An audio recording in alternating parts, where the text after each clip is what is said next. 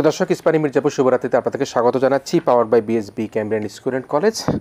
আজ আমরা কথা বলবার চেষ্টা করব ব্যক্তির দুর্নীতির দায় কার, এই বিষয়ে কথা বলবার জন্য আজকে আমাদের সাথে দুজন সিনিয়র সাংবাদিক রয়েছেন। আমার বাইরে রয়েছেন তারা দুজন, সিনিয়র সাংবাদিক মাসুদ কামাল এবং একই সাথে রয়েছেন আরেকজন সিনিয়র সাংবাদিক মাছরাঙ্গা টেলিভিশনের বার্তা বিভাগের প্রধান জনাব রেজওয়ানুল হক রাজা রয়েছেন আমাদের সাথে। দর্শক, আমরা বলছিলাম যে ব্যক্তির দুর্নীতির দায় কার, সেই বিষয়ে আমরা কথা বলবো এবং এই বিষয় নিয়ে আসলে বেশ গত এক মাস থেকেই নানা রকম আলোচনা, সমালোচনা, তীর্যক বক্তব্যই চলছে। আমি আলোচনাটা মাসুদ কামাল ভাই আপনাকে দিয়ে শুরু করতে চাই যে আজকে দুদক সচিব খোরশেদা ইয়াসমিন তিনি বলেছেন ছাগলকাণ্ডে, আমরা ছাগলকাণ্ডের দিকে কিন্তু এখন মোটামুটিভাবে ধাবিত হয়ে গেছি, কিন্তু ওই যে ব্রাহাম গরুর কাণ্ড কি সেটি কিন্তু হয়তো বা এখনও পর্যন্ত আমরা আসিনি। তবে ছাগলকাণ্ডে এনবিআরের সদস্য মতিউর রহমানের বিরুদ্ধে দুদক অনুসন্ধান শুরু করছে তিনি বলেছেন। তাদের বিদেশ যাত্রায় নিষেধাজ্ঞা দেওয়া হয়েছে, তবে ইতিমধ্যে আমরা দেখেছি যে মতিউর যে দুটি পদে ছিলেন সেখান থেকে তাকে সরিয়ে দেওয়া হয়েছে, তিনি এক ধরনের আত্মগোপনে আছেন।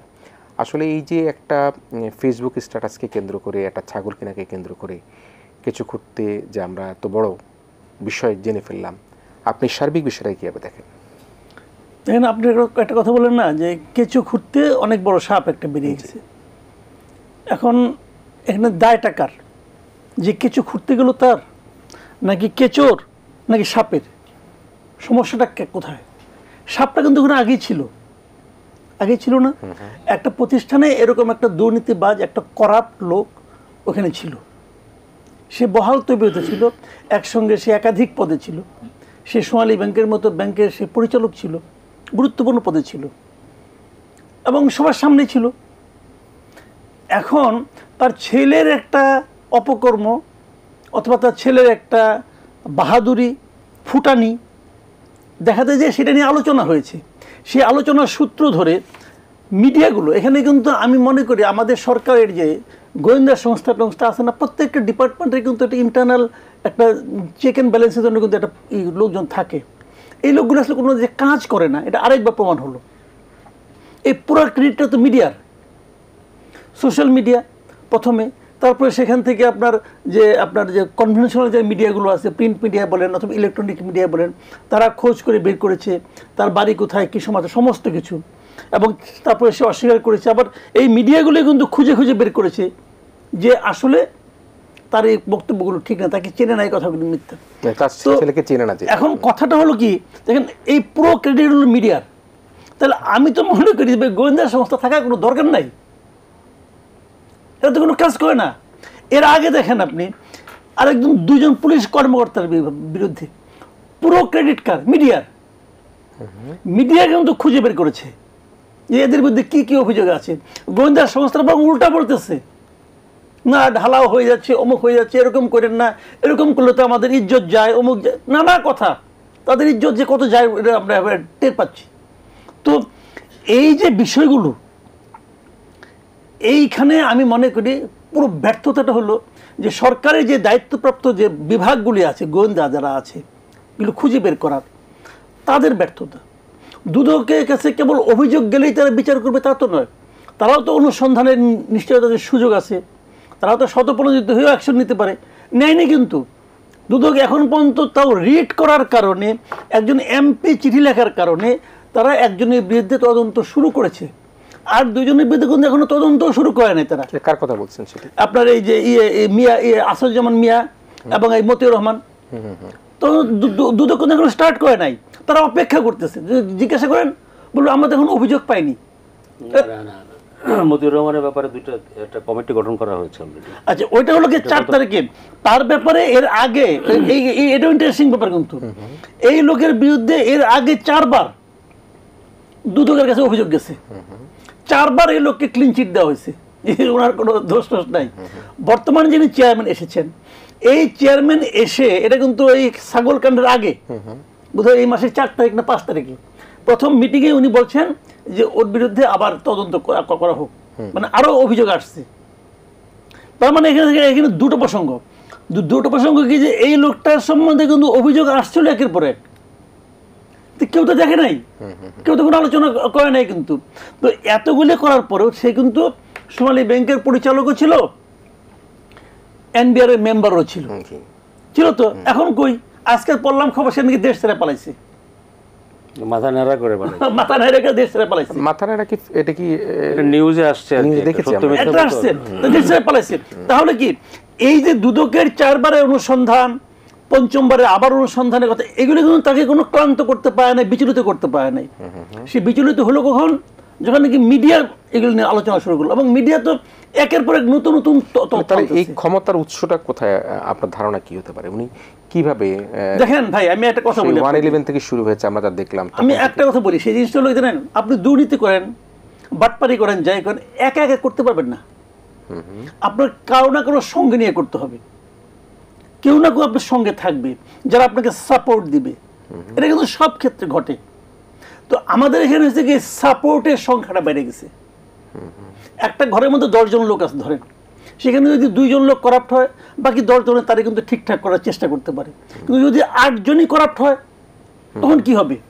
আমাদের এখন অবস্থা হচ্ছে এরকম, কারণ 8 জন তো একজন লোককে হাইড করে, 8 জন লোক তো একজন করাপ্টকে হাইড করে, বলে না না সে কিছু করে না।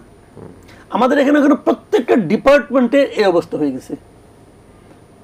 এবং দুর্নীতি করাটা এখন একটা গর্বের ব্যাপার, বাহাদুরির ব্যাপার।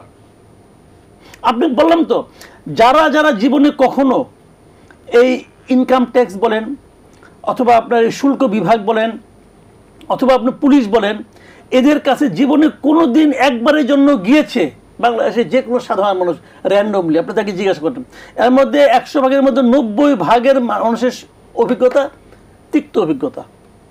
জিজ্ঞাসা করেন, আপনি নিজেও ব্যবসা করেন, আপনি যত ব্যবসায়ী বন্ধু বান্ধব জিজ্ঞাসা করেন, আপনার অভিজ্ঞতা, আপনি নিজেকে বুকিয়ে দা, আপনি বলেন, আপনি কি তাদের কাছ থেকে এমন ব্যবহার পান যা নাকি আপনাকে দিন শেষে সন্তুষ্ট করে? যদি না পান, ভ্যাটের কথা বলেন, আপনি যারা ভ্যাট দেয় তাদেরকে জিজ্ঞাসা করেন তোমার কি অবস্থা। যে কোনো একটা রেস্টুরেন্টে যান, যে জিজ্ঞাসা করেন যে ভ্যাট দিলে তোমার কি সুবিধা, না দিলে তোমার কি সুবিধা। এগুলো ওপেন সিক্রেট না, এটা সিক্রেটের ওপেন, তেমনি রাজস্ব সবাই জানে। জি, রাজস্বের আসলে যে আমরা বাড়াবো, মানে ভ্যাট কেউ দিচ্ছে কেউ দিচ্ছে না, যে সিস্টেম করতে পারছে সে না দিয়েও যে না দিবে সে ঝামেলায় পড়বে, যে ভ্যাট দিবে সে ঝামেলায় পড়বে, যে ভ্যাট না দিয়ে ওর সঙ্গে আন্ডারস্ট্যান্ডিং করবে সে আরামে থাকবে। এটাই দেখা যাচ্ছে আসলে মূলত আপনি যেটা বলতে চাচ্ছেন। যাই হোক, আমি রাজা ভাই, আপনি তো দেখছেন এবং নিজেও একটি গণমাধ্যমের প্রধান বার্তা সম্পাদক হিসেবে কাজ করছেন। আমরা 15 লাখ টাকার ছাগল 12 লাখ টাকায় বিক্রি হচ্ছে বলছে, সেটা নিয়েই কিন্তু এত লঙ্কাকাণ্ড ঘটে গেল। এবং আমরা বলছিল যে আসলে মানুষের যে অভিজ্ঞতা, সেই অভিজ্ঞতার জায়গাটাতে বেশ 2-3টা ডিপার্টমেন্টকে বেশি দায়ী করলো। এখন যেটি আমরা দেখলাম যে মতিউর সাহেবের 6 জেলায় 60 বিঘা জমি, 8টি ফ্ল্যাট, 2টি রিসোর্ট ও কারখানা রয়েছে। এর বাইরেও তার পুঁজিবাজারে তার বিনিয়োগ ছিল। তো এই যে তার 111-এর সময় থেকে আমরা কিন্তু এখন আস্তে আস্তে দেখতে পাচ্ছি বিভিন্ন গণমাধ্যমে যে যার অভিজ্ঞতার কথা বলছেন। 111-এর সময় যিনি এনবিআরের চেয়ারম্যান ছিলেন, তিনি বললেন যে তার কাছে সেনাবাহিনীর পক্ষ থেকে বলা হয়েছিল তাকে রাখার জন্য, যাতে তদবির করা হয়েছিল। তো এই যে বারবার আমরা পত্রিকার হেডিংয়েই বলছি খালি মধু খেয়ে যাচ্ছে, তো এই মধু খাওয়া লোকদের আসলে কি হবে? এরা মধুই খেয়ে যাবে, আর যারা প্রান্তিক তারা প্রান্তিকে থেকে যাবে কিনা? সেটাই পরিস্থিতি এরকমই হয়েছে। মাঝে মধ্যে 2-1টা কেস ধরা পড়ে, তাদের কপাল খারাপ, তারা ভিকটিম হয়ে যায়, কিন্তু বাকিরা তাদের মতো করে টিকে যায়। এবং এই দুর্নীতির যে মহোৎসব, যেটা চলে আসছে বহুদিন থেকে, যেটা এখন মাত্রাটা অনেক বেশি বেড়ে গেছে, সেই ধারা চলতেই থাকবে। আমি এই মাসুদ কামাল সাহেব যেটা বলছিলেন একটু আগে, যে গোয়েন্দা সংস্থাগুলি কি করে, তারা তো কি বলে কিছু জানতে পারে না। আমি এই কথার সঙ্গে একটু দ্বিমত পোষণ করি। আমরা সবাই সব কিছু জানি। বেনজির সাহেব যে কি করেছেন এইটা কিন্তু কারো অজানা ছিল না, কিন্তু আমরা তখন এটা বলতে পারি নাই। একটা অনুকূল পরিবেশ পাওয়ার পরে আমরা এখন বলছি। উনি ধরেন উনি ওনার চেয়ারে থাকার সময় এটা কারো দুঃসাহস হয় নাই যে এই সম্পর্কে কিছু বলি, ঠিক আছে? বা আরও পুলিশ কর্মকর্তাদের নামে যেগুলি শোনা যাচ্ছে, সবাই সব কিছু জানতো, কিন্তু কেউ কিছু করতে পারে নাই। তাদের পিছনে আপনি একটু আগে বলছিলেন না যে ক্ষমতার উৎস কী? ক্ষমতার উৎস 2টা। একটা হলো পাওয়ার পলিটিক্সের সঙ্গে ইনভলভমেন্ট, ক্ষমতার সঙ্গে সম্পর্কিত থাকা, আর একটা হচ্ছে মানি, টাকা দিয়ে আপনি বাংলাদেশে সব কিছু করতে পারবেন। মতিউর রহমানের কেসটা তাই। তিনি তিনি এনবিআরের একটা গুরুত্বপূর্ণ পদে থেকে তিনি শেয়ার বাজারে ব্যবসা করতেন। এটা অ্যাবসলিউটলি ইলিগ্যাল। এটা কি কারো অজানা ছিল? ছিল না, সবাই জানতো। তিনি পাবলিকলি একটা চ্যানেলে দেখলাম বলছেন তিনি শেয়ার বাজারে কিভাবে ব্যবসা করেছেন, তাই না? দুর্বল কোম্পানিগুলির সাথে কথা বলতেন, তাদের কাছ থেকে শেয়ার কিনতেন কম দামে, এরপরে ওই কোম্পানিটাকে শেয়ার বাজারে আসার পরে একটু সবল হওয়ার পরে উনি শেয়ারগুলি বিক্রি করে দিয়েছেন। এটা উনি ওপেনলি বলেছেন। একটা সরকারি কর্মকর্তা সরকারের অনুমতি ছাড়া কোনো ব্যবসায় জড়িত হতে পারে না, কিন্তু তিনি করে যাচ্ছেন। এই খবরটা কারো অজানা ছিল বলে আমার কাছে মনে হয় না। কিন্তু তিনি এটা কিভাবে ম্যানেজ করলেন? কারণ তিনি যে অবৈধভাবে যে ইনকামটা করেছেন সেই টাকার ভাগ বিভিন্ন জায়গায় দিয়েছেন, সেই কারণে তার বিরুদ্ধে কোনো ব্যবস্থা নেওয়া হয়নি। এখন এই ছাগলের ঘটনায় আপনার এই সব কিছু বেরিয়ে এসছে। এমন অবস্থা তার যে তিনি তার সন্তানকে পর্যন্ত অস্বীকার করলেন যে এটা আমার ছেলে না। তো আমার কাছে মনে হয় কি যে আপনি যতক্ষণ পর্যন্ত না এই সমস্ত অপকর্মের বিরুদ্ধে কোনো দৃষ্টান্তমূলক ব্যবস্থা না নেওয়া হবে ততক্ষণ পর্যন্ত এগুলো চলতেই থাকবে। দুঃখজনকভাবে আজ পর্যন্ত এই যে ধরেন এই ঘুষ দুর্নীতি, এইটা প্লাস বিদেশে টাকা পাচার, ব্যাংক লুটপাট করা, এটার বিরুদ্ধে আজ পর্যন্ত কোনো ধরনের দৃষ্টান্তমূলক কোনো ব্যবস্থা নেওয়া হয় নাই। বরং কিছু কিছু রাঘব বোয়ালদের নাম আমরা জানি কিন্তু বলতে পারি না, তারা বরং প্রশ্রয় পাচ্ছে। এই যখন অবস্থা, তখন আপনি এই সমস্ত দুর্নীতি কীভাবে বন্ধ করবেন? তো সেক্ষেত্রে আপনি যেটা বলছিলেন যে আপনারা গণমাধ্যমে আছেন, বলতে পারেননি, তো দায়টা কি শুধুমাত্র যে তাহলে কিছুটা কি গণমাধ্যমের মধ্যে পড়ে কিনা? আপনারা কেন বলতে পারেন? গণমাধ্যমের দায় বলবো না, গণমাধ্যমের সীমাবদ্ধতা বলবো। সীমাবদ্ধ দায় হচ্ছে দুটো দায়। আপনার টাইটেল হচ্ছে আজকে দায়কার। দায় হচ্ছে দুইজনের, যিনি দুর্নীতি করছেন তার, এবং তিনি যদি কোনো সরকারি কোনো বাহিনীতে থাকেন বা কোনো দপ্তরে থাকেন সেই দপ্তরেরও। এগেইন আমি আবারও বলবো যে বেনজির সাহেব যে দুর্নীতিটা করেছেন, যেটার এখন আমরা তার এই দুর্নীতি বা তার সম্পত্তির ফিরিস্তি পড়তে পড়তে আমরা টায়ার্ড হয়ে যাচ্ছি। আসলে এত পড়ে শেষ করা যায় না, এত সম্পত্তি তিনি করেছেন। তো এইটা কি পুলিশ বিভাগের ঊর্ধ্বতন কর্মকর্তারা তারা জানতেন না? না, তখন কি গণমাধ্যম জানতো না? গণমাধ্যম জানতো, কিন্তু গণমাধ্যম তাদের লিমিটেশনের জন্য এটা বলতে পারে। লিমিটেশন হচ্ছে এই ধরনের পাওয়ারফুল লোকের বিরুদ্ধে আমরা কিছু বলার মতো পরিস্থিতি নাই বাংলাদেশে। এটা কেন? এটা এটা আপনার অজানা থাকার কথা না। সাংবাদিকতা করতে গিয়ে বিপদে পড়েছে। সাংবাদিকতার সম্পর্কিত অনেক আইন আছে, আইনের কারণে অনেকে সাফার করতে হচ্ছে। সেই কারণে আমরা কিছুটা শেখি, এটা তো সত্য কথা। সবসময় সব কিছু বলা যাচ্ছে না। এখন যেমন একটা পরিস্থিতি তৈরি হওয়াতে এখন আমরা অনেক কিছু লিখতে পারছি। তার মানে যখন ডাক্তার আসিবার পূর্বে রোগী মারা গেল, আপনারা বা গণমাধ্যম লিখছে যখন, তখন তো অলরেডি লুটপাট হয়ে গেল। তা হোক, কিন্তু এক্সপোজ তো হয় নাই আগে। আপনি তো এখন জানতে পারছেন, এবং এই লোকগুলির দুর্দশাটা দেখেন। এই যে একটু আগে মতিউর রহমানের কথা বলা হলো, তিনি শোনা যাচ্ছে তিনি দেশ থেকে পালিয়েছেন, এবং পালিয়ে যাওয়ার তাকে যেন কেউ না চিনতে পারে তিনি সেজন্য তার মাথা ন্যাড়া করে আখাউড়া বর্ডার দিয়ে চলে গেছে। আরেকটা দেখেন, বেনজির সাহেব সপরিবারে পালিয়ে গেছেন। এটাকে পালিয়ে যাওয়াই বলবো, কারণ তিনি মানে ঘোষণা দিয়ে যান নাই, তিনি যাওয়ার পরে আমরা জানলাম তিনি চলে গেছেন। এই ধরনের দোর্দণ্ড প্রতাপশালী একদার দোর্দণ্ড প্রতাপশালী একজন ব্যক্তি, তিনি তার পরিবার নিয়ে গোপনে পালিয়ে গেলেন দেশ থেকে। এটা তো মানুষ জানতেছে এখন, এবং এই জানাজানির ফলে আমরা হয়তো আগে বলতে পারি নাই, এখন বলাতে একটা রেজাল্ট আশা করি, একটা সুফল এরকম হতে পারে। যারা আরও দুর্নীতিবাজ আছেন তারা একটু সতর্ক হবেন। হয় যে সমস্ত সম্পত্তি করেছেন সেগুলি দান খরাত করে দিবেন, অথবা যারা নতুন, এই যে এখন বিসিএস এর উপরে এত বেশি মানুষের আগ্রহ কেন ছেলেপেলেদের, ইঞ্জিনিয়ারিং পাস করে, ডাক্তারি পাস করে এরাও বিসিএস অ্যাডমিন ক্যাডারে অপশন দেয় কেন? এর মধ্যে তাহলে অনেক মধু আছে। তারাও সতর্ক হবে যে না ভাই, এগুলি করা যাবে না, কোনো না কোনো উপায় কেউ না কেউ ধরা পড়তে পারে। এই জন্য এই সমস্ত লেখালেখির একটা সুফলও আছে। তো বেটার লেট দেন নেভার একটা কথা আছে না, আগে পারি না তাই বলে এখন করবো না। আর এগুলি তো ধরেন পাঠকেরও চাহিদা আছে, আমরা কখনো পারি না, যখন পারি সেই সুযোগটা তো আমাদের। সেক্ষেত্রে একটা বিষয় মাস্টার, আপনি বোধহয় খেয়াল করেছেন কিনা, আমরা ফেসবুকে দেখেছি তথ্য ক্যাডারের একজন কর্মকর্তা, তিনি যে বিসিএসে তিনি নিয়োগ পেয়েছিলেন সেখান থেকে তিনি সরে পরবর্তীতে তিনি সাব রেজিস্ট্রার জায়গায় চলে গেছেন। তো যেটা আপনি বললেন যে আজকাল ছেলে মেয়েদের এমন জায়গায় যেতে চায় যেখানে তাদের উৎকোচ বা এই ধরনের একটা পাওয়ার একটা ভবিষ্যতের হ্যাঁ সেটি কিন্তু একটা ধরনের বড় জায়গা তৈরি করেছে। আমি মাসুদ ভাই একটু আপনার কাছে আসি যে এই যে ভদ্রলোক মতিউর রহমান নিয়ে কথা হচ্ছে, আসলে এই আলোচনাটা কতক্ষণ করব সেটি বা বড় বিষয় যে তার দুই স্ত্রী এবং এক স্ত্রী কলেজের শিক্ষক ছিলেন, তিনি এখন উপজেলা চেয়ারম্যান। তো দুই স্ত্রীর নামে অগাধ সম্পদের কথা বলা হচ্ছে। তো এই স্ত্রী আবার দেখেন রাজনৈতিকভাবে যুক্ত হয়ে গেল, আবার তার নামে শ্বশুরের নামে অনেক সম্পত্তি হয়ে গেল।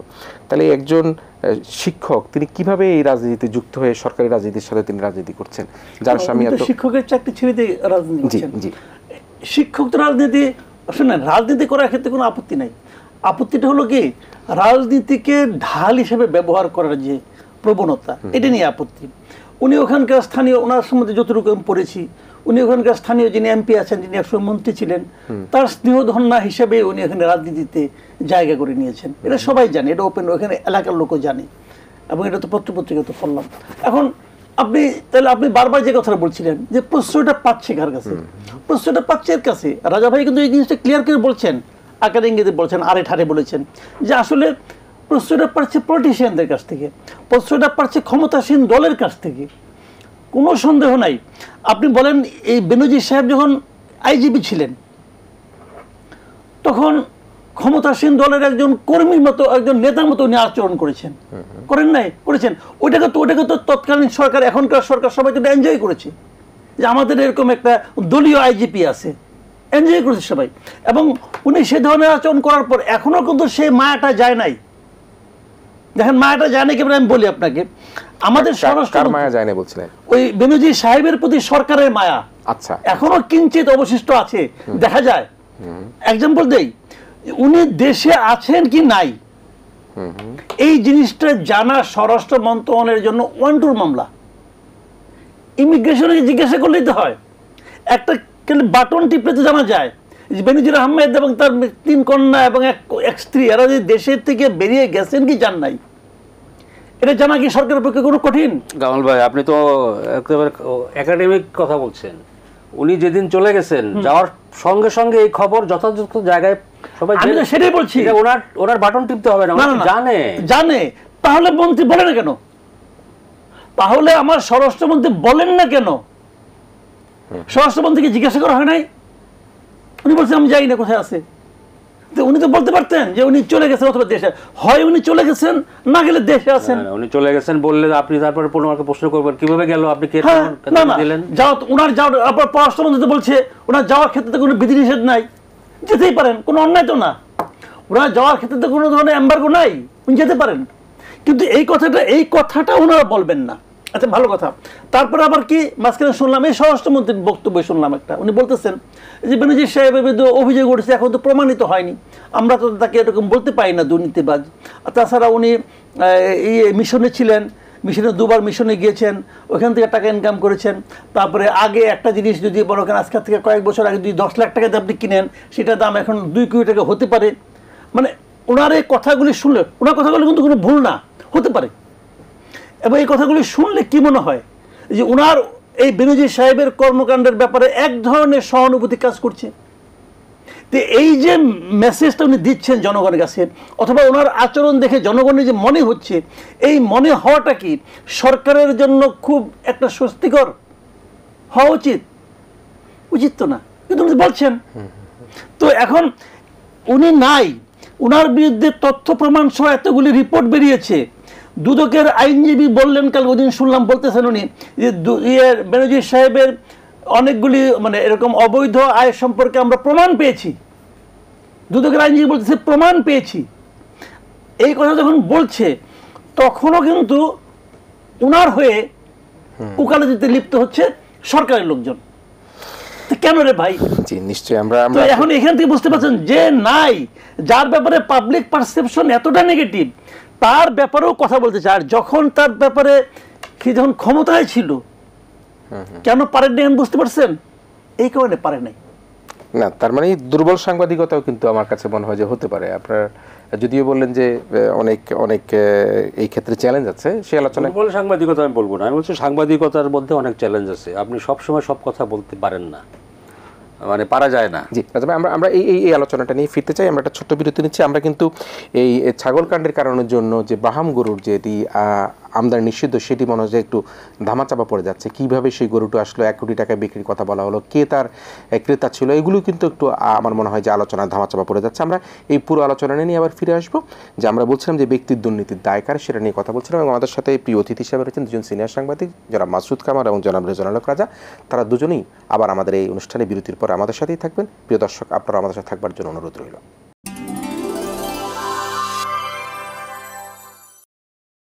প্রিয় দর্শক, আমরা ইসমানী মির্জাপুর শুভরাত্রিতে আবারও ফিরে এসেছি। আমাদের সাথে অতিথি হিসেবে রয়েছেন সিনিয়র সাংবাদিক মাসুদ কামাল এবং সিনিয়র সাংবাদিক রেজানুল হক রাজা। আমরা আসলে ব্যক্তির দুর্নীতিতে দায়কার সেরে নিয়ে কথা বলছিলাম। আমরা এই ছাগল যে কাণ্ড, সেই কাণ্ডর ফাঁকে কিন্তু আমরা দেখলাম যে কোটি টাকার গরুর সেই গরুটি কিন্তু এক ধরনের হারিয়ে যাচ্ছে সেই তথ্যটি। এই গরুর ক্রেতাকে সেটি কিন্তু এখনও পর্যন্ত গণমাধ্যমকে খুব বাহাবা দেওয়া হচ্ছিল, এবং মনে করি গণমাধ্যমই হয়তো এগুলো উদ্ঘাটন করেছে, কিন্তু কোটি টাকার গরুর ক্রেতার নাম বা কে কিনতে চেয়েছিল, কে কিনেছে, কে হজে গিয়েছে, সেগুলি কিন্তু আমরা এখনও জানতে পারিনি। তবে আমরা দেখেছি যে আমাদের এই এটিএন বাংলার এই অনুষ্ঠানেই যিনি সাদেক এগ্রোর পরিচালক জনাব ইমরান, তিনি আমাদের অনুষ্ঠানে এসেছিলেন।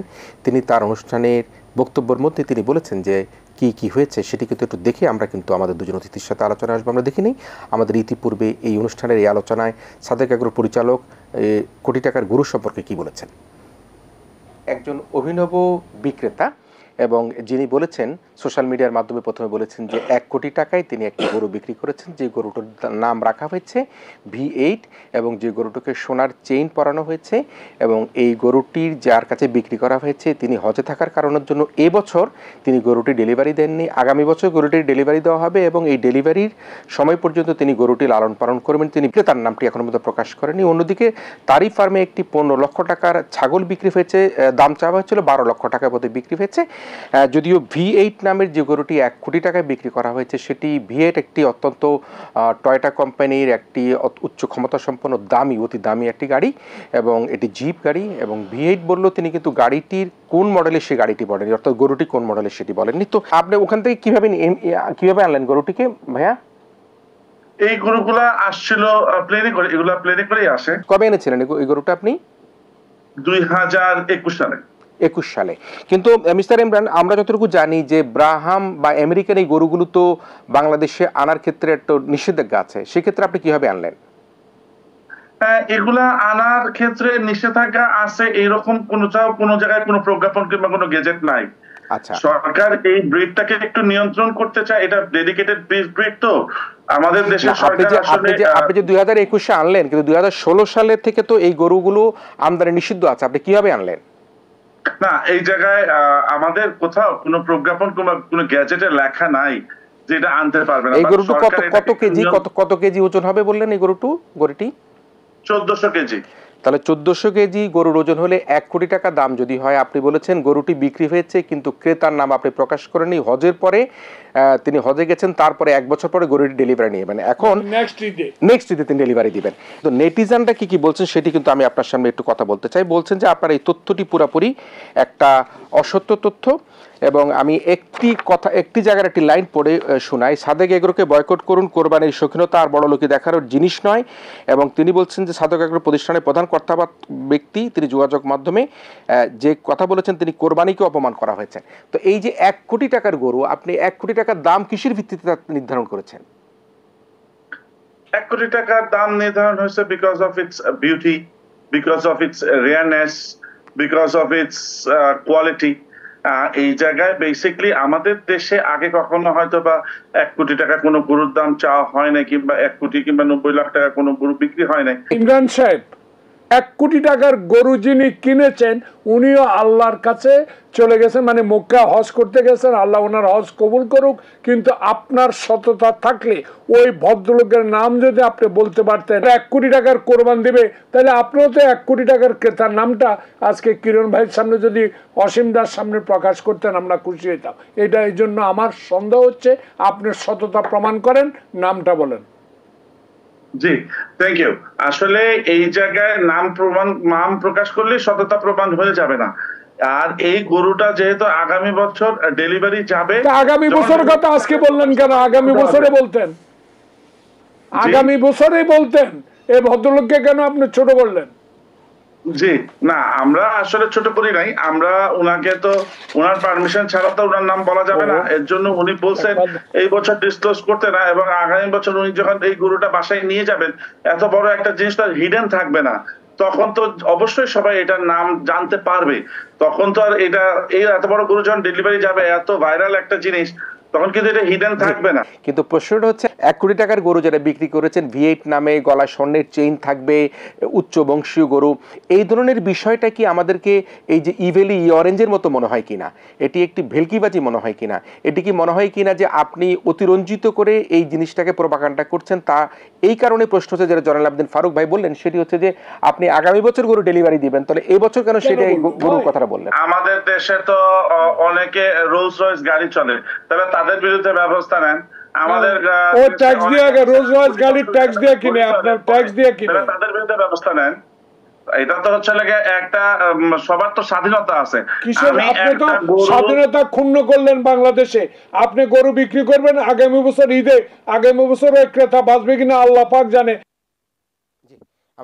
আমরা দেখলাম আসলে আরো বেশ বড় ছিল, আমরা একটু ছোট করে দেখলাম। আমি রাজা ভাই আপনার কাছে আসি, সেটি হচ্ছে যে এটি বা কেমন কাণ্ড যে 1 কোটি টাকার গরু হচ্ছে, তো সেটি কিন্তু আমরা উদ্ঘাটন করতে পারি না। নামাজ রোজা হজ জাকাত এগুলি কোনো মানুষের কাছে, এক শ্রেণীর মানুষের কাছে এটা হচ্ছে একটা শৌখিন ব্যাপার, এটা দেখানোর ব্যাপার, নাম ফাটানোর ব্যাপার। নাইলে এই যে 1 কোটি টাকার গরু নিয়ে আলোচনা হচ্ছে, আমি তো এরকম শুনেছি যে এখান থেকেই 3টা গরু বিক্রি হয়েছে 2,60,00,000 টাকা। আচ্ছা, এরা কারা? এই যে আপনি কোরবানির যে আদর্শ, কোরবানির যে মাহাত্ম্য বা কোরবানির যে উদ্দেশ্য করতে বলা হয়েছে, তার সঙ্গে কি এই 1 কোটি টাকা, ওই যে উনি বলছেন যে কাস্টমারের পারমিশন ছাড়া আমি তার নাম বলতে পারবে না, যখন এটা ডেলিভারি যাবে তখন তো এটা ভাইরাল হয়ে যাবে। এইখানেও ভাইরাল, কোরবানির মধ্যেও ভাইরাল ঢুকে পড়ছে। সবই সব। আমরা এখন অনেকে ইবাদত করি, সো কল্ড ইবাদত দেখানোর জন্য, ঠিক আছে, এটাও তাই। নাইলে এই যে ছাগল কাণ্ড কেন হইলো?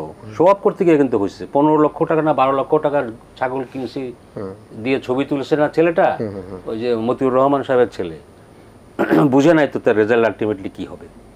আমি মনে করি যে এই যে সাদিক অ্যাগ্রোর ইমরান সাহেব যে যা বলতেছেন, এই কোম্পানি থেকে বা অন্য কোম্পানি থেকে যারা লক্ষ লক্ষ টাকার দাম, মানে অনেক বেশি টাকার দামের গরু যেগুলি বিক্রি হয়, এই সমস্ত জায়গায় তাদেরকে ধরে এনে তাদের কাছ থেকে এই কাস্টমারদের নামগুলি নেওয়া উচিত, তাহলে, এবং তার ব্যাপারে ইনভেস্টিগেট করা উচিত, তাহলে আরও অনেক মতিউর রহমান বের হবে বলে আমার ধারণা।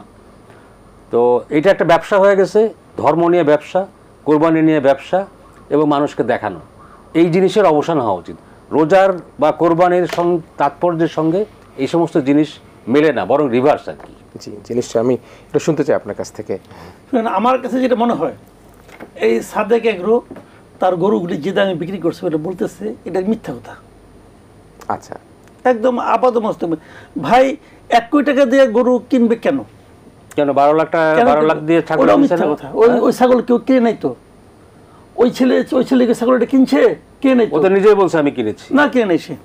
পরে ইমরান সাহেব বলছে কিনে গেছে, পরে ইমরান সাহেব বিপদে পড়ে বলছে 1 লাখ টাকা অ্যাডভান্স করছে, সে ছাগলটা নেয় নাই। পরে তো সেটাও বলে নাই। তারপরে আমি ওই ছেলের একটা বক্তব্য শুনলাম, সে ওই যে আপনার কালের কণ্ঠ একটা পত্রিকা দেখলাম, তার একটা ভিডিও মানে তার অডিও একটা কল। সে বলতেছে আমি ওখানে গিয়েছি, সাদেক ভাইয়ের সঙ্গে অনেকদিন পরিচয়, সাদেক ভাই আমাকে বলছে তুমি এই ছাগলটার উপরে একটা থাপ্পড় দাও, তারপরে এটা আমরা ভাইরাল করে দিই। এটা আমি নিজে শুনলাম, উনি বলছে, ওই ছেলে বলছে। বিপদে পড়ে বলতে পারে। সাদেক ভাইয়ের সাথে ওর এতদিনের পরিচয় কেমনে, কিভাবে? গত বছর কিনছে ওখান থেকে। তার মানে কেনাকাটা তো চলছে, কেনাকাটা চলুক, কিন্তু এই যে 12 লাখ টাকা দিয়ে ছাগল, 1 কোটি টাকা দামের গরু, বোগাস কথাবার্তা। এটা হলো সাদেক এগ্রোর একটা ব্যবসায়িক পলিসি, প্রমোশনাল। জাস্ট এটা ভাব দিচ্ছে যে আমার কাছে এই জিনিসগুলো আছে, এগুলি কেনার জন্য 1 কোটি টাকা দামের লোক আছে এবং বিক্রি হয়েছে। কে বিক্রি করছে, কার কাছে বেচছে, সে বলতে পারে না কেন? আগামী বছর ডেলিভারি নিবে, আগামী বছর যদি গরুটা মারা যায়, 1 বছর আগে কেউ গরু কিনে ফাজলামি করে? এটা আপাতত মস্ত মিশা কথার ভাই, সেটা বোগাস মারতেছে। শুনেন, এই গরুগুলো সে যখন কিনছে, সে একসঙ্গে 18টা গরু আনছে এবং দাম দেখা যাচ্ছে 34 লাখ টাকার মতো আমাদের টাকার, যেটা আটকাইছিল গভর্নমেন্ট আচ্ছা ওই সময়। তাহলে তাহলে আপনার গড় দাম কত হচ্ছে? 15-2 লাখ টাকা। তার খরচ পড়ছে 15-2 লাখ টাকা। 15-2 লাখ টাকা দেখে জিনিসই না, সে ওটা 1 কোটি টাকা বেচবে। বাংলাদেশের মানুষকে সব পাগল হয়ে গেছে, সে মানুষকে পাগল করার একটা চেষ্টা করতেছে। আপনি বলেন, যদি কেউ কিনে দেখানোর জন্য, মনে করেন হইতে পারে একজন লোক অনেক টাকা আছে, আমি দেখাতে চাই, যেমন ওই যে আছে না, মনে করেন আমরা শার্ট পরি, আবার ডিজাইনার্স কি আছে, কিন্তু শার্ট আছে কিছু ডিজাইনার্স পোশাক আছে, ওটার দাম কি কারণে বাড়ে এটা কেউ জানে না। ব্র্যান্ডেড যেটা ব্র্যান্ড ডিজাইনাররা বানায়, আচ্ছা সে 1 কপি বানায় এটা। তো এই গরুকে 1 কপি উৎপাদন হয়েছে? তা তো হয় নাই। আচ্ছা, ওইটা কেন করে? ওই ডিজাইনারের নামের উপর এটা চলে। তো আমার গরু কি খুব একটা আহামরি কোনো গরু নাকি? সারা দুনিয়াতে যে গরু আছে, আমাদের এখানে ইম্পোর্ট করতে দেয় না অন্য কারণে। আমাদের পানি সম্পদ বিভাগ বলে আমরা বিদেশ থেকে সেই গরুকে আনবো যে গরুর দুধ হবে। ব্রাহ্মা গরুর দুধ হয় না, যে দুধ হয় ওটা আর বাছুরেরই হয় না, এরকম। তো যে কেউ এটা আনতে না করছে, এর অন্য কোনো কারণ নাই কিন্তু। তো সেই গরু সে 2 লাখ টাকা করে আইনা সে 1 কোটি টাকা বেচবে, আর 1 কোটি টাকাতে যে কিনবে, ক্রেতার নাম ফাটানোর জন্য কি কিনবে রে ভাই? সে নাম গোপন করার জন্য কিনবে নাকি? না, ক্রেতার নামটা নিয়ে যে এখনো পর্যন্ত স্পষ্টতা নাই, সে বলতে পারবে না তো। না, কিন্তু আমরা তার কাছে কোনো ক্রেতার নামই নাই। আচ্ছা, সেই পর্যন্ত কয়টা গরু বেচছে 1 কোটি টাকা বলেন তো আপনি? না, রাজা ভাই বললো কয়টা গরু? 3টা গরু। 3টা গরু 2 কোটি 60 লাখ টাকা দিয়ে। এটা আমার কাছে গ্রহণযোগ্য না। ওর নাম বলো, একার কাছে বেচছে। আচ্ছা আচ্ছা, আমরা মাসুদ রহমান ভাই, আমরা একটা ভিডিও হাতে পেয়েছি, আমরা এটিএন বাংলার পক্ষ থেকে ভিডিও পেয়েছি। সেই ভিডিওতে তিনি গরুর ক্রেতার নাম স্পষ্ট বুঝতে পারছেন না, কি বলে আমরা একটু দেখে নিই সেই ভিডিওটি। বিসমিল্লাহ। মিজোরাম একটু পিছনে আসো। বাংলাদেশের ওয়ান অ্যান্ড অনলি আমেরিকান পাখরা Brahman, high excellent super duper, sold to আমাদের বিলাভেড শাকের ভাই। শাকের ভাই এইবার পবিত্র হজ পালন করতে যাচ্ছেন। সবাই শাকের ভাই হজ কবুল হওয়ার দোয়া করবেন। অল দ্য বেস্ট শাকের ভাই, আল্লাহ আপনার কোরবানি কবুল করুক, আমিন সুম্মা আমিন। আচ্ছা, আমি জানি না শুনেই তো মনে হয় মিশা কথা। এক্সাম্পল তো বলে আপনাকে আমি, যে গরু যদি কেউ, যে শাকের ভাই গরু যদি কিনা থাকে, শাকের বাড়ির পিছনে রেখে সে নায়ক হবে, সে নায়ক হবে, সে সুপার ডুপার অমুক তমুক কি কি ইংলিশ বলতেছে, এগুলো কিছু হইল রে ভাই? এটা তো একটা মানে নিম্নমানের বিজ্ঞাপন, বিজ্ঞাপন হিসেবে এটা খুবই নিম্নমানের। শাকের ভাই কে? 1 কোটি টাকাতে গরু কিনে ফেলেছে, বোগাস। তার কোনো বন্ধু বান্ধবের পিছনে খাড়া করে এগুলি বলতেছে সে। আমি চ্যালেঞ্জ বললাম যে বোগাস কথা, ও প্রমাণ করুক। রাজা ভাই, আমি কামাল ভাই যারা বলতে চাচ্ছেন যে এটা বোগাস, মেবি বোগাস, কিন্তু এইরকম মানুষ আমাদের সোসাইটিতে আছে যারা বড় সাইজের গরু কিনে বাড়ির সামনে বাইন্ধা রাখে, সবাই যাতে দেখলো যে এই বাড়ির লোক এই গ্রামের মধ্যে বা শহরের মধ্যে সবচেয়ে বড় গরু কোরবানি দিচ্ছে। এরকম দেখানোর প্রবণতা কিন্তু আমাদের মধ্যে আছে। এবং মতিউর রহমানের মতো বহু লোক বাংলাদেশে আছে যাদের কাছে টাকা কোনো ব্যাপারই না, 1 কোটি 2 কোটি কোনো ব্যাপারই না। তারা এই যে একটা আপনার ইমরান ভাই, যে ইমরান সাহেব দেখালো না, এগুলি আমি মনে করি না যেটা মিথ্যা কথা, এরকম নাও হইতে পারে, সত্য হইতে পারে। কারণ মানুষ স্বভাব করে, এবং যিনি 1 কোটি টাকা দিয়ে কিনলেন তিনি একটা ছবি তুললেন, ইমরান সাহেব তার প্রশংসা করলেন, তার একটা পাবলিসিটি হইল। মানুষের দুর্নীতি করাপশন যারা করে, লাইক মতিউর রহমান, লাইক বেনজির আহমেদ, এদের মাথায় বোধ বুদ্ধি আমার মনে হয় নাই, বিবেচনাবোধ উঠে গেছে। না হলে একটা লোক শত শত বিঘা, হাজার কি অসংখ্য প্লট ফ্ল্যাট কেমনে কেনে? একটা লোকের কত লাগে? এই যে 111, একটা গল্প বলি এক সংক্ষেপে। 111-এর সময় একটা লোক ধরা পড়ছিল ঢাকা শহরে, যার 80টা ফ্ল্যাট আছে। তো তাকে জিজ্ঞাসা করা হচ্ছিল যে ভাই, আপনি আমার একটা জিনিস বলেন তো, 80টা কেন আপনার ফ্ল্যাট কিনতে হইলো বা করতে হইলো? সে বললো, ভাই 10টা করার পরে আমার নেশা লেগে গেল, নেশা হইল, ফ্ল্যাটের বানানোর নেশা, এটা করতে করতে 80টা হয়ে গেছে। এই টাইপের যে আমরা যে দুর্নীতিবাজদের কথা এখন শুনতেছি, আপনি চিন্তা করেন এত কিছু লাগে একটা লোকের জীবনে, কেন করছে? নেশা, সম্পদ গড়ার নেশা। আর টাকা যেহেতু কষ্ট করে কামাই করতে হয় নাই, এই জন্যে, এই কারণে 1 কোটি 2 কোটি দিয়ে গরু কিনে দেখানো লোক বাংলাদেশে আছে। আমি এটাকে আমি এটা বলবো না এটা কারেক্ট, কিন্তু আমি মানে আপনি অবিশ্বাস সন্দেহ করছেন করি। যে হলেও হতে পারে। হ্যাঁ, হলেও হতে পারে, হলেও হতে পারে।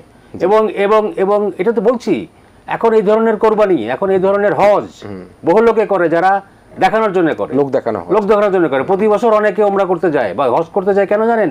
সারা বছর দুর্নীতি করে, অপরাধ করে, এবং মনে করে হজ করতে হজে গেলে তো সব মাফ হয়ে যাবে। হজকে ব্যবহার করছে তারা এইভাবে, তাদের সারা বছর রেগুলার যে দুর্নীতি, অনিয়ম বা কি বলে যা যা করে সেটা মাফ করার জন্য হজে যায়। তো এই টাইপের কোরবানিও তাই, এবং এই টাইপের কোরবানি করার মতো লোকের বাংলাদেশে এখন অভাব নাই, কারণ বাংলাদেশের রন্ধ্রে রন্ধ্রে দুর্নীতি ঢুকে গেছে, এবং এই দুর্নীতির বিরুদ্ধে যেহেতু কোনো ব্যবস্থা নেওয়া হয় না, সে কারণে সবাই উৎসাহিত হচ্ছে।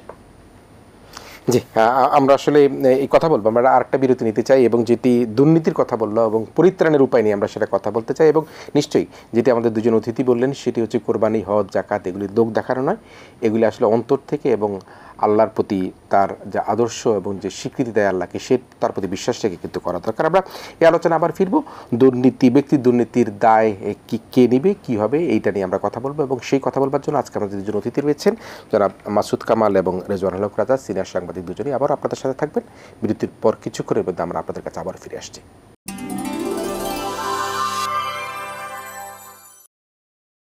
প্রিয় দর্শক, ইস্পানি মির্জাপুর শুভরাত্রিতে আবারও ফিরে এসেছি। দুজন অতিথি যারা রয়েছেন, সিনিয়র সাংবাদিক মাসুদ কামাল এবং সিনিয়র সাংবাদিক রেজওয়ানুল হক রাজা, তাদের সাথেই আবারও আমরা এই আলোচনায় যুক্ত হলাম। আসলে আমরা এই দুর্নীতি নিয়ে কথা বলছি, আমরা একটা নিস্তার এবং এর থেকে পরিত্রাণের উপায় কিন্তু খোঁজা দরকার। এবং যেটি রাজা ভাই বারবার বলার চেষ্টা করলেন, আমাদের ব্যাংকগুলো, আমাদের আর্থিক খাতগুলো, বিভিন্ন প্রাতিষ্ঠানিক সক্ষমতা সব কিছু কিন্তু নষ্ট হয়ে যাচ্ছে। আপনি কিন্তু সহমত পোষণ করছেন।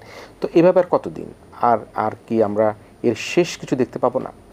শুনেন, দুর্নীতির বিষয়টাকে আমি বলি আপনাকে, যদি সরকার চায় দুর্নীতি দমন করা সম্ভব, যদি সরকার না চায় সম্ভব না। আমি আপনি আলোচনা করবো, কোনো কিছু লাভ হবে না ভাই।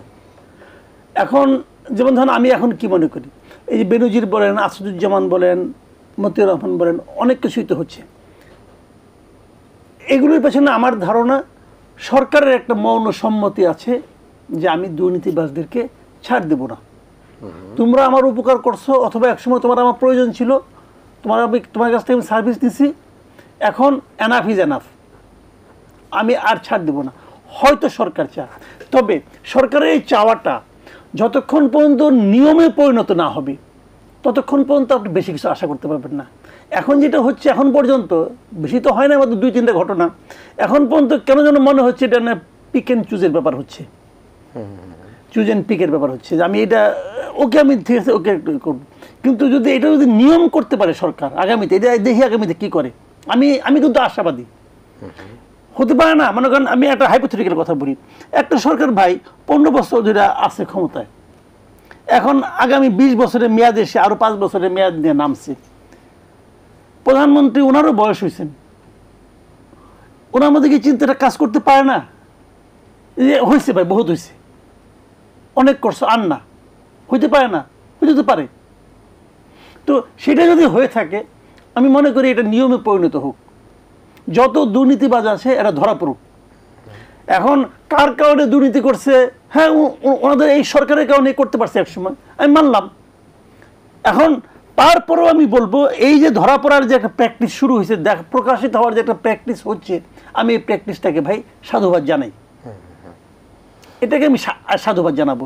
এবং আমি আশা করব সরকারের প্রত্যেকটা মন্ত্রী এবং দায়িত্বশীল যারা আছেন তারা এটাকে প্রশ্রয় দেওয়ার চেষ্টা করবেন না। এটা করলে আপনারা কিন্তু বিপদে পড়বেন, এটা আমি মনে করি।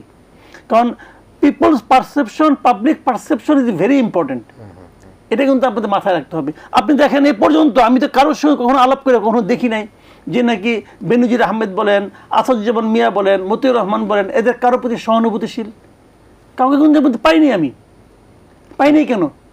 এটাই মানুষ এটা চায়। এখন মানুষের এই ডিমান্ড, মানুষের এই প্রত্যাশা যদি আমরা দেখি যে সরকারের পক্ষ থেকে এটাকে অনার করা হচ্ছে, সরকার সে অনুযায়ী কাজ করতেছে, আমি মনে করি এটা দেশের জন্য ভালো। জি নিশ্চয়ই, আমরা যদি সুযোগ থাকে আবার এটা শোনা যাবে যেটা বলছিলাম। এবং এই সরকার কিন্তু যখন এইবারের ক্ষমতা আসে তার আগে তাদের যে নির্বাচনী ইশতেহার সেখানে বড় একটা বিষয় ছিল দুর্নীতি প্রতিরোধ এবং দ্রব্যমূল্যের বিষয় তো আজকে আলোচনার বিষয় নয়। সরকার কিন্তু সেই প্রতিশ্রুতি দিয়েই কিন্তু আসছে, যেটা মাসুদ কামাল ভাই বললেন যে আসলে এটা চেষ্টা করলে সম্ভব। এবং তিনি বললেন যে সরকারের যারা উচ্চ পর্যায়ে আছে তারা যাতে এই দুর্নীতি অনিয়মকে আর কোনোভাবে প্রশ্রয় না দেয়। আপনি কীভাবে বিশ্লেষণ নিশ্চয়ই করছেন? এটা তো সরকার যেহেতু কি বলে এই সমস্ত বিষয় রেগুলেটরি অথরিটি, তাদেরকে তো তাদের আন্তরিকতা ছাড়া তো আর এটা বন্ধ করা যাবে না। আমি আর আপনি চেষ্টা করতে পারবো না। তবে এটা সত্য যেটা কামাল ভাই বললেন যে জানেন বেনজির সাহেবের মতো একজন প্রভাবশালী লোক এবং ভেরি ক্লোজ টু পাওয়ার, তাই না, উনি তো বললেন যে আওয়ামী লীগের নেতার মতো কথাবার্তা উনি বলতেন। তাকেও কিন্তু গভর্নমেন্ট ওন করে নাই। এই যে দুদক বলেন আর যাই বলেন তার বিরুদ্ধে যে সমস্ত ব্যবস্থা নেওয়া হচ্ছে এটা সরকারের ইশারা ছাড়া কিন্তু হচ্ছে বলে আমার বিশ্বাস হয় না। দুদক ওই মাত্রায় স্বাধীন হতে পারে হচ্ছে বলে আমার কাছে মনে হয় না যে তারা ইচ্ছা মতো করতে পারে। তো গভর্নমেন্টের একটা গ্রিন সিগন্যাল কিন্তু আছে।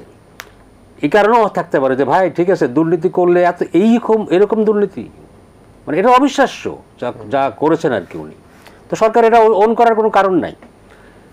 এটা সত্য যে হ্যাঁ স্বরাষ্ট্রমন্ত্রী বলেছেন প্রমাণিত না হওয়া পর্যন্ত তাদেরকে দুর্নীতিবাজ বলা যাবে না, এটা তো সত্য, এটা তো আইনের কথাই।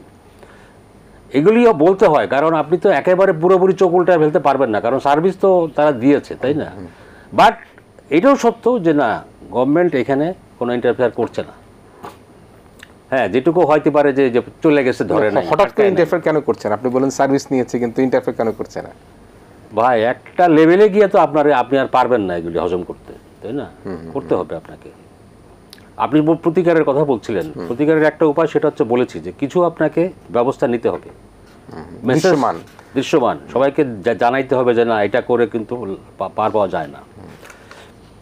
ধরেন এই যে পুলিশের কয়েকজন কর্মকর্তার বিরুদ্ধে সব অভিযোগ আসার পরে কি হইলো আমরা শুনলাম, আগে বলা হয়েছে যে কোনো ব্যক্তির দায় বাহিনী নেবে না, কিন্তু পুলিশ সার্ভিস অ্যাসোসিয়েশন মানে পুলিশ কর্মকর্তাদের যে অ্যাসোসিয়েশন তারা একটা স্টেটমেন্ট দিয়ে কি বলল, সাংবাদিকতা শেখাইলো, তারা সাংবাদিকতা কীভাবে করতে হবে তারা বলছে, সতর্কতার সঙ্গে করবেন, তথ্য প্রমাণ উল্লেখ করবেন, উদ্দেশ্যপ্রণোদিত কোনো স্টোরি করবেন না, এরকম তারা একটা হুমকি দিচ্ছে।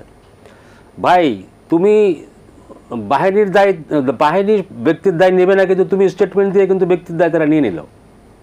তাদের তো উচিত ছিল যে ঠিক আছে ভাই যাদের বিরুদ্ধে সমস্ত অভিযোগ পাওয়া গেছে এইটার সুষ্ঠু তদন্ত হোক, ডিভিশনাল কি বলে বিভাগীয় কিন্তু তদন্ত করা যেতে পারে। অথবা এরকম বলা যেতে পারতো যে যেহেতু কয়েকটা এক্সাম্পল পাওয়া গেছে আরও বর্তমান বাহিনীর মধ্যে এরকম কেউ আছে কিনা এটার একটা বিভাগীয় তদন্ত হোক।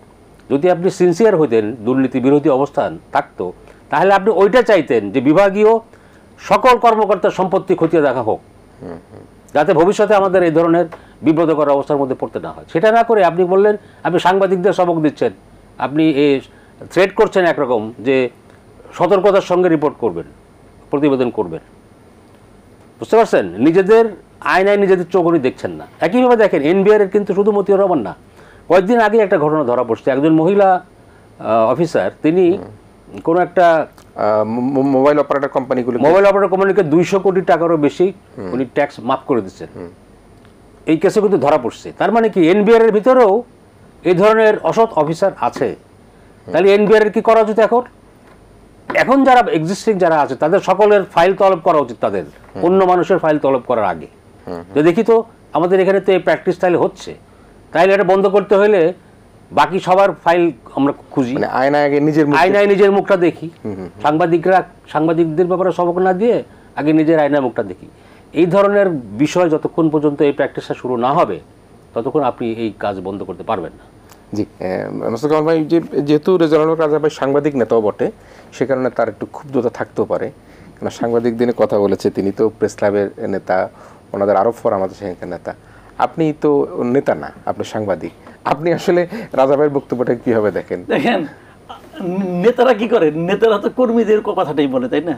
আচ্ছা, উনি যেটা বলেছে সেটা আমারই কথা। আমরা তো এভাবেই ভাবি যে আপনারা পুলিশ অ্যাসোসিয়েশন মানে একটা কথা বলে না, ব্যক্তির দায় প্রতিষ্ঠান নেবে না, এইটাও আমার কাছে একটা বোগাস কথা মনে হয়। ব্যক্তি জিনিসটা কি আপনি ভাবেন তো, বেনজির আহমেদ যখন ক্ষমতায় ছিলেন উনি যেখানেই যান উনি তো আইজিপি বেনিজেরই, তাই না? আচ্ছা, উনি কি এই যে প্রপার্টি উনি যত কিছু করেছেন এটা কি ক্ষমতা থেকে যাওয়ার পরে করেছেন, আগে করেছেন? পরে করেছেন না আগে করেছেন? আগেই করেছে। আগে করেছেন। তো কখন করেছেন? যখন ওনার গায়ে উর্দিটা ছিল, যখন লোকে ওনাকে আইজিপি বলতো, তখনই তো উনি করেছেন। কাজে এটা কোনো ব্যক্তির কোনো ব্যাপার না এখানে, এটা আইজিপি বেনজিরই করেছে। আইজিপি বেনজিরের দায়িত্ব, অপকর্মের দায়িত্ব, এটা কেউ যদি কেউ বলে আমি নেব না, আমার প্রতিষ্ঠান নেবে না, আমার সরকার নেবে না, এটা বোগাস কথা, এটা ঠিক না। তাকে নিতে হবে।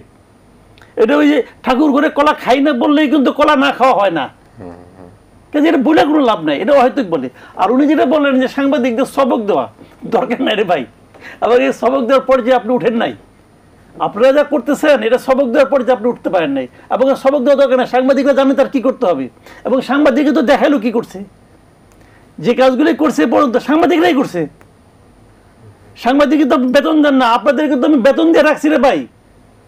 আপনার পুলিশকে, আপনার গোয়েন্দা বিভাগকে আমরা বেতন দেই, পাবলিক বেতন দেয়, সাংবাদিকদের দেয় না। তো পাবলিকদের কাজগুলি সাংবাদিকরাই করতেছে, তাও আপনারা করতে পারছেন না। কাজে আমাদের জ্ঞান না দিয়ে আত্ম উপলব্ধি করেন আপনারা যে কেন এগুলো হচ্ছে। আপনারা বলেন আপনাদের প্রতিষ্ঠানে কোনো লোক, হ্যাঁ অনেকে বলতেছে আপনি কি সবাইকে দায়ী করছেন? আমরা সবাইকে ঢালাও দায়ী করছি না, আমরা দুই একজনকে করছি। তো দুই একজনকে আপনারা বের করে দেন, আপনারা দেখান যে আমার বস চোর, বলেন। আপনি বলতে পারেন? পারেন না। তো কি কারণে পারেন না? সে উর্দি পড়ে আছে, পারেন না। আপনি উর্দি পড়ে আছেন, পারেন না। এটা আপনার সিস্টেমের বাইরে। তো আমরা পারি, আমরা সাংবাদিক, আমরা পারি, অসুবিধাটা কি? আপনাদের খুশি হওয়া উচিত যে আপনাদের ভেতর থেকে যে লোকগুলি খারাপ ছিল সেগুলোকে আমরা চিহ্নিত করে দিচ্ছি। উনি বলবেন যে কটা খারাপ ছিল বাইরে গেছে, আমরা ভালো আছি, এইভাবে বলেন। ওদের দায় আপনারা নিচ্ছেন কেন?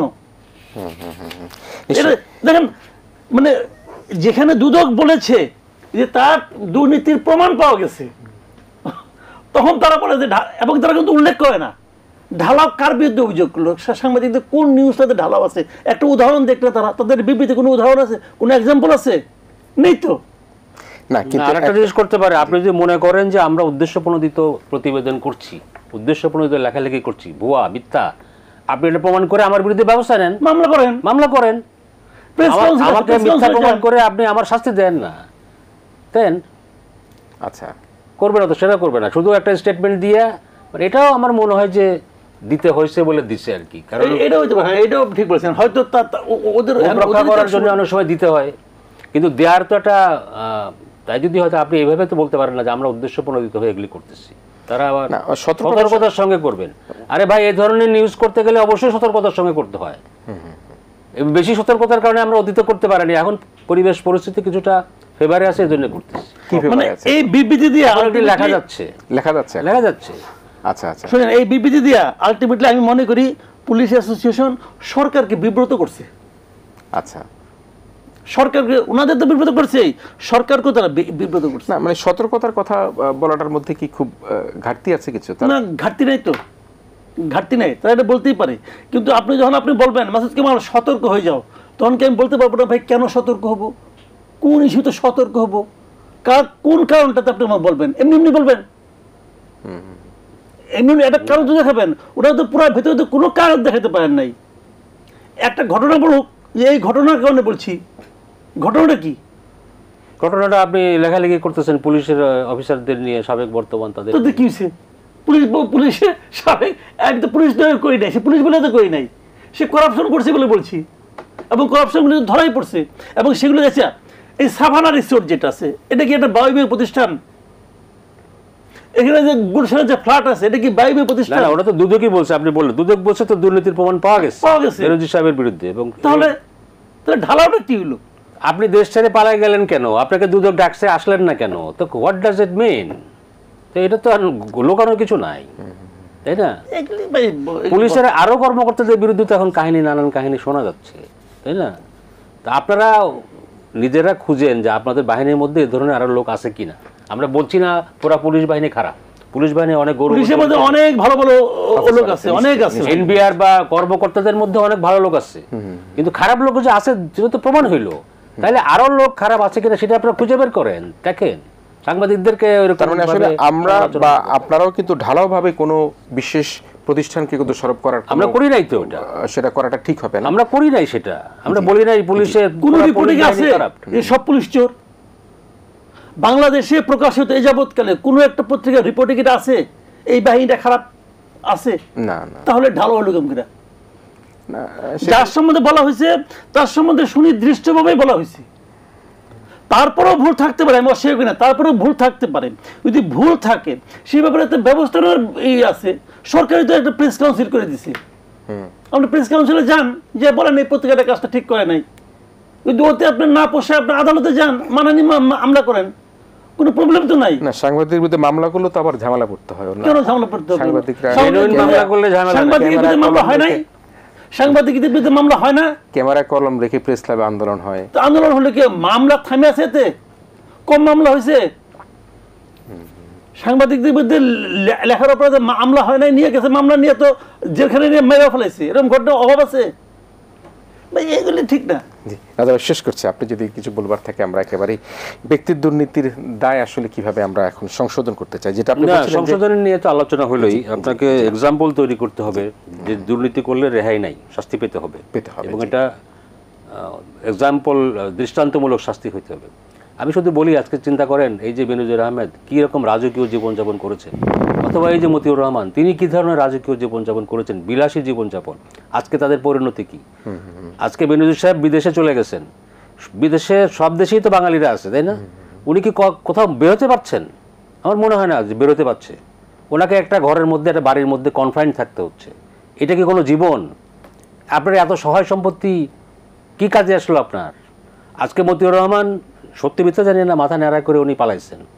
যদি না সেটা সত্যি নাও হয়ে থাকে, আজকে ওনার সম্পর্কে যা বেরোচ্ছে, উনি ওনাদের ইউনিভার্সিটির যে একটা গ্রুপ আছে আর কি, আমাদের 2 বছর জুনিয়র ঢাকা ইউনিভার্সিটিতে ওনাদের ব্যাচের একটা গ্রুপ আছে, সেই গ্রুপের যারা আছে তাদের কেউ কেউ বলেছে প্রতিদিন সকালবেলায় ওই গ্রুপে উনি এই ধর্মীয় বাণী দিয়ে একটা পোস্ট দিতেন, নামাজ রোজা হজ জাকাত কীভাবে ভালো থাকতে হবে, কিভাবে ইবাদত করতে হবে, এগুলি পোস্ট দিত প্রতিদিন সকালে বন্ধুদের গ্রুপে। এই মতিউর রহমান আচ্ছা কত বড় হিপোক্রেট।